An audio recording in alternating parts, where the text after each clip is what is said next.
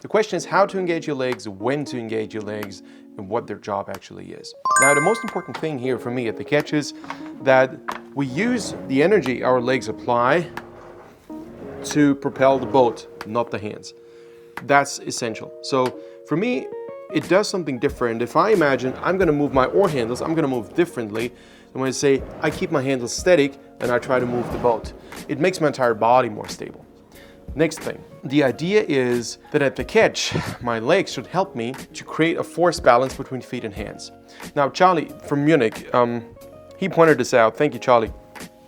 He said, well, I still have this little pre-curve and then the main one starts. Not as bad as this one, a bit of whoop, whoop, and now it starts. And he just wanted to get rid of that. And it always happens when your hands wobble up and down. But the thing is, if you go too soft on your legs, or too slow, that's more precise, too slow, it is very difficult to connect. My ideal of connection looks like this. You're at the catch, you quickly but softly let energy run through the body, so you create a force balance between your blades and your feet. So your feet are connected to the boat and your oar lock, so your oars are indirectly connected to the boat. This is where the energy goes onto the boat through the rigger. The idea is that you use your feet and you use your hand to create a force balance. So that thing gives you support, the blades give you support ideally if they don't wobble up and down. So if you have trouble with this, go for Randall foils. And then you want to start to move, not the oar handles, the boat. So essentially it's a motion that is created if you create a force imbalance between oar lock and feet, not between blades and your body. And that's one of the cornerstones. It may sound complicated.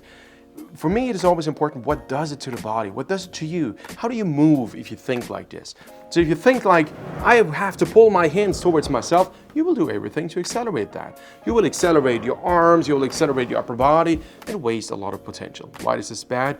I've talked at length in the other videos. I will link them in the description.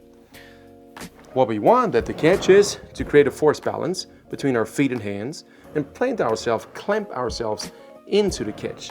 So if you're German, einspannen, that's probably the word.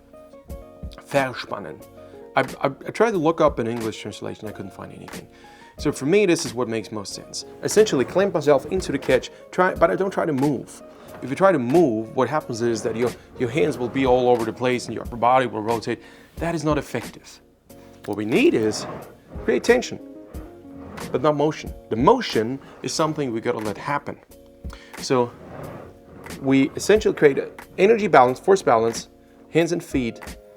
We clamp ourselves into the catch, and then we wait, and then we wait. So hup. It looks like I'm moving, but I'm not. The idea is that I am static until this thing moves away. Now, in real life, it will move away quickly because I'm so conditioned to this. It's called muscle memory. However, if I go to the catch and I say, hard legs at the catch, and you start to move, this happens. So if I'm too brutal at the catch and I try to create quick motion, a run out of motion potential because my upper body will pivot too early, and I will have most of my energy wasted before zero. Zero is that part here. Zero is where the blades are in the best possible angle to move the boat.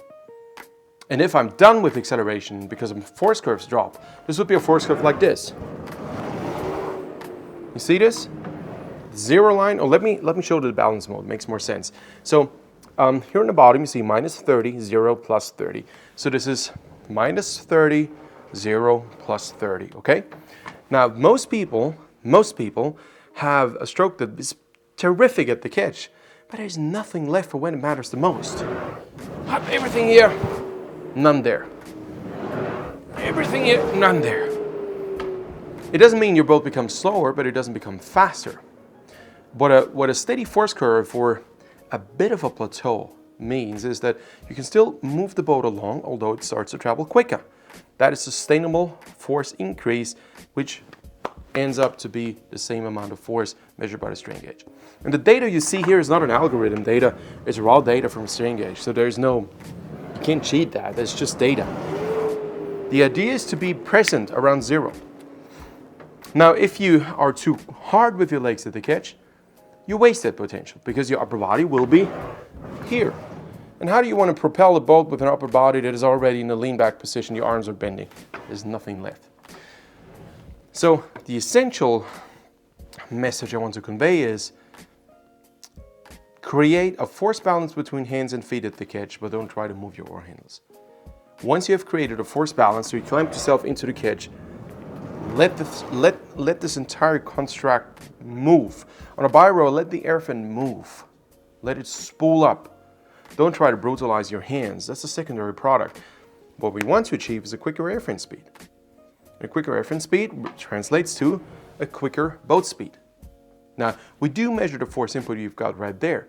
So we want to make sure there's a decent connection between your air fin and your oar handles. This is why we have the strain gauges here. The second message for you is at the catch, be quick but don't be hard. And if you then focus on moving your foot stretchers, not your hands, it does the right thing with you.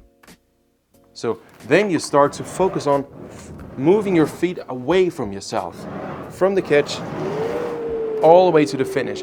And this is when you get curves past zero. It's essential. It's absolutely essential. Now, why is it that we focus on quick legs and hard legs at the catch at the same time? It derives from the time when the material was so soft that was the only way to store energy into these things. So it was pretty soft and it was effective to have a bit of a harder leg drive, a bit. If you watch the old videos of the 60s and 70s, it wasn't that extreme, it wasn't that much. It was still actually pretty decent technique and it could work very well with today's material if we hadn't exaggerated that.